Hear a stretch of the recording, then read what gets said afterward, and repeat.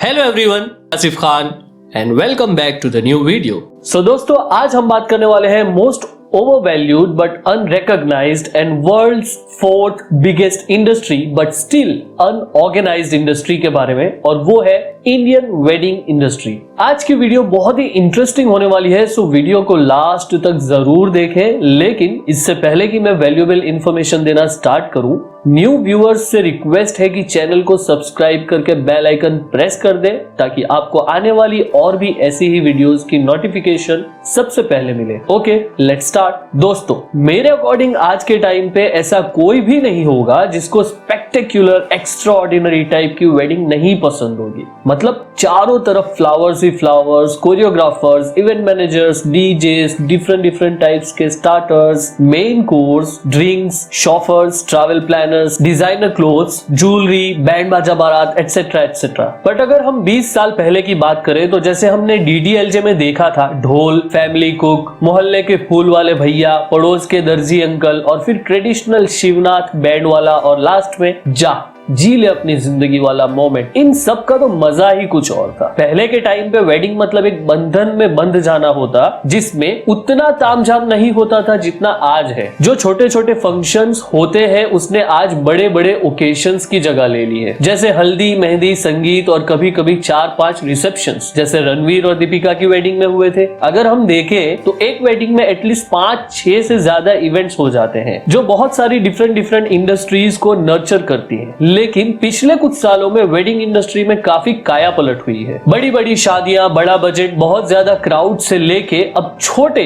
लेकिन big budget और बहुत ज्यादा क्राउड की जगह अब इंटीमेट वेडिंग ने ले ली है। फॉर एग्जांपल, विरुष्का, विकी कटरीना और रणबीर आलिया की वेडिंग्स को अब न्यू नॉर्मल की तरह एक्सेप्ट किया जाने लगा है, और इस टाइप की वेडिंग्स अब मोस्टली कपल्स की चॉइस बन चुकी है, जो एक कॉजी और कंफर्टेबल सेटिंग में अपनी लाइफ के प्रीशियस मोमेंट्स को एंजॉय करना चाहते हैं। इन्हीं सब रीजंस की वजह से बहुत से स्मॉल बिजनेसेस डायरेक्टली और इनडायरेक्टली वेडिंग इंडस्ट्री को स्प्राउट कर रहे हैं, जो हर साल 25 से 30% से ग्रो कर रहा है। वेडिंग इंडस्ट्री सिर्फ अकेली एक बिग इंडस्ट्री नहीं है, बल्कि बहुत सी छोटी बड़ी इंडस्ट्री मिलके एक एक्स्ट्रा लार्ज इंडस्ट्री बनती है। बहुत से वेरियस कंपोनेंट्स मिलके इस इंडस्ट्री को वोपिंग 3.75 लाख करोड़ की इकोनॉमी बनाते हैं, जिसमें कैटरिंग और venue services 30%, gifts 19%, honeymoon 8%, photography 3%, makeup 3% and invitations 2% का कंट्रीब्यूशन करते हैं। हर साल वेडिंग्स में ऑलमोस्ट 60,000 करोड़ की ज्वेलरी खरीदी जाती है। हर साल 5,000 करोड़ के होटल रूम्स बुक किए जाते हैं, and every year almost 10,000 crore के एप्रल्स खरीदे जाते हैं। पेंडेमिक की वजह से होटल्स, वेडिंग एप्रल स्टोर्स और बहुत से दूसरे बिजनेसेस के प्रॉफिट बहुत कम हो गए हैं, और कई बिजनेस तो लॉस में भी चले गए। लेकिन कुछ लोगों ने तो पेंडेमिक जैसे तैसे सरवाइव कर भी लिया, लेकिन कई बिजनेसेस तो परमानेंटली बंद हो गए और उन्होंने दूसरे सेक्टर के बिजनेसेस स्टार्ट कर लिए जो ज्यादा सस्टेनेबल थे। वैसे तो वेडिंग बिजनेस बहुत ज्यादा अनऑर्गेनाइज्ड है। ऐसे वेंडर्स जिनकी ऑनलाइन प्रेजेंस बहुत कम है, कुछ लोग सिर्फ इंडिविजुअली काम करना चाहते हैं। केपीएमजी की एक रिपोर्ट के अकॉर्डिंग 2016 में इंडियन वेडिंग मार्केट ने एस्टिमेटेड 3.70 ट्रिलियन रुपीस का बिजनेस किया था। कुछ दूसरे सर्वेस के अकॉर्डिंग 2019 की कंपैरिजन में 2022 में वेडिंग वेंडर्स का प्रॉफिट नियर अराउंड 40 to 45% तक इंक्रीज हुआ है, एंड ऑलमोस्ट 31% वेंडर्स ने बहुत सी कैटेगरी में हाई प्रोडक्ट और लेबर कॉस्ट की वजह से अपने चार्जेस भी इंक्रीज करने का फैसला कर लिया है। इंडस्ट्री के कुछ बड़े प्लेयर्स ने बिजनेस को एक अलग लेवल पर ले जाने में बहुत ही इंपॉर्टेंट रोल प्ले किया है। टॉप ट्राउजर में से एक वेडिंग ज्वेलरी और एंसेंबल डिजाइनर सभ्य ने 20 साल पहले इस स्पेस को देखा था, और उन्होंने अकेले ही 2021 में लगभग 270 करोड़ का बिजनेस किया था। ब्राइड एंड ग्रूम और उनकी एंटायर फैमिली के लिए ब्रांडेड वेडिंग ड्रेस और कैटरिंग करने वाले ब्रांड्स बूम कर रहे हैं। मैट्रिमोनियल साइट्स ने मैच मेकिंग को बहुत ही ऑर्गेनाइज और कन्वीनियंट बना दिया है। ऐसी साइट्स वेडिंग इंडस्ट्री के फास्टरिंग प्रोसेस को ऑर्गेनाइज करने में सिग्निफिकेंट रोल प्ले कर रहे हैं। वेडिंग सिनेरियो के इवोल्यूशन की अगर हम बात करें तो over the years trends drastically change हुए हैं। To talk about a few, so readymade wedding outfits के फिजिकली शॉपिंग से लेकर ऑनलाइन bespoke आउटफिट्स चूज करने तक। जबकि कुछ लोग अभी भी फिजिकली स्टोर्स विजिट करना प्रीफर करते हैं और रेडीमेड आउटफिट्स खरीदते हैं और दूसरे टेलर से सिलवाते हैं। रिसेंटली मेरे एक फ्रेंड की वेडिंग थी। कुछ फ्रेंड्स ने डिसाइड किया कि वो सूट पहनेंगे, तो उसमें से एक फ्रेंड फिजिकली स्टोर पर गया, रेमंड का कपड़ा खरीदा और उसको टेलर से सिलवाया, जबकि दूसरे फ्रेंड ने पूरा सूट ऑनलाइन ऑर्डर कर लिया। Data shows that 75% of people अपने वेडिंग आउटफिट्स कस्टमाइज्ड चाहते हैं। सोशल मीडिया के इमर्जेंस ने इसको हल्का सा चेंज कर दिया है। एस्टिमेटेड 1 बिलियन इंस्टाग्राम यूजर्स दूसरे लोगों के वेडिंग फोटोज,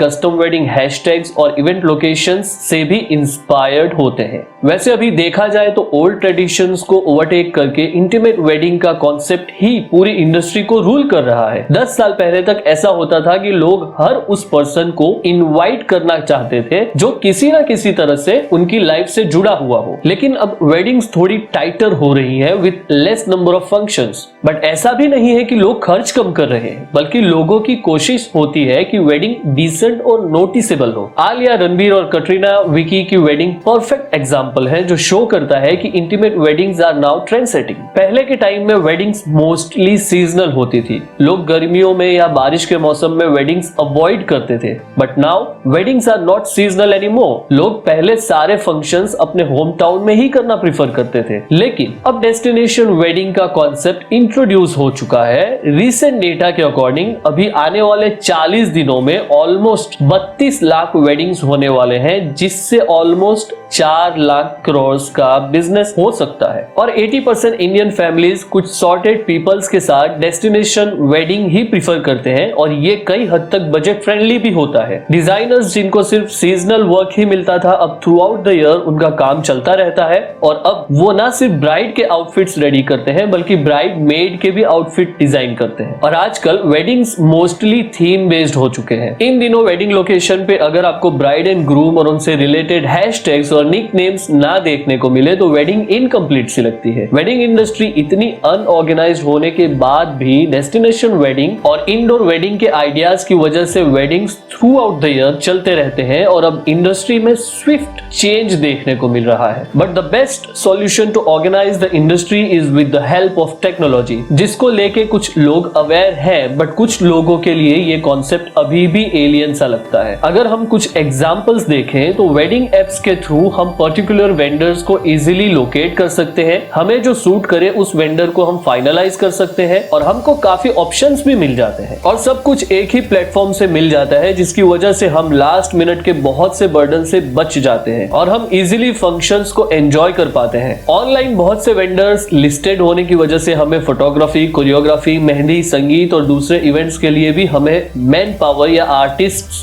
जो भी चाहिए वन प्लेस अवेलेबिलिटी हो जाती है, जिसकी वजह से कस्टमर्स अपने फाइनेंस को भी अच्छे से मैनेज कर पाते हैं और वेडिंग से रिलेटेड बिजनेसेस को भी थ्रू आउट द ईयर काम मिलता रहता है। साथ ही e invites as a game changer emerge हुआ है। Electronic invitations are in fashion right now. ये एनवायरनमेंट फ्रेंडली तो होते ही है, साथ ही काफी कन्वीनियंट और पॉकेट फ्रेंडली भी होते हैं। ये कॉन्सेप्ट काफी अप्रिशिएट किया जा रहा है। आजकल ड्रोन टेक्नोलॉजी काफी यूज हो रही है। ड्रोन्स काफी लार्ज कवरेज प्रोवाइड करता है और बहुत ही इजी हो चुका है विदाउट एनी डिस्टर्बेंस फोटोज और वीडियोस कैप्चर और शूट करना। ड्रोन्स की हेल्प से शूटिंग काफी इजी और ऑर्गेनाइज्ड हो जाती है। कैंडिड पिक्चर्स भी इजीली कैप्चर हो जाती है और ड्रोन एक बहुत बड़ा टेक्नोलॉजिकल एडवांसमेंट है वेडिंग इंडस्ट्री में। 3D डिजाइन सॉफ्टवेयर भी काफी यूज हो रही है इन दिनों। 3D डिजाइन की हेल्प से कस्टमर्स वेडिंग लोकेशन को ज्यादा कस्टमाइज्ड कर सकते हैं और अपने अकॉर्डिंग कोई चेंज करना चाहो तो वो भी कर सकते हैं और लास्ट में लोकेशन का वर्चुअल टूर भी ले सकते हैं। According to me wedding industry बिना किसी रेगुलेशन और स्टैंडर्डाइजेशन के भी संपन्न है। इंडस्ट्री के मोस्टली बिजनेसेस को वर्ड ऑफ माउथ, रिव्यूज और रेफरेंसेस ड्राइव करते हैं। मेरे हिसाब से एक सेल्फ रेगुलेटरी बॉडी होनी चाहिए जो वेडिंग रिलेटेड सर्विसेज का वन स्टॉप शॉप सॉल्यूशन हो और वेंडर्स और कस्टमर्स की नीड का पूरा ख्याल रख सके। सारे रजिस्टर्ड वेंडर्स को प्राइसिंग और सर्विसिंग के regarding open and transparent details provide करनी होगी,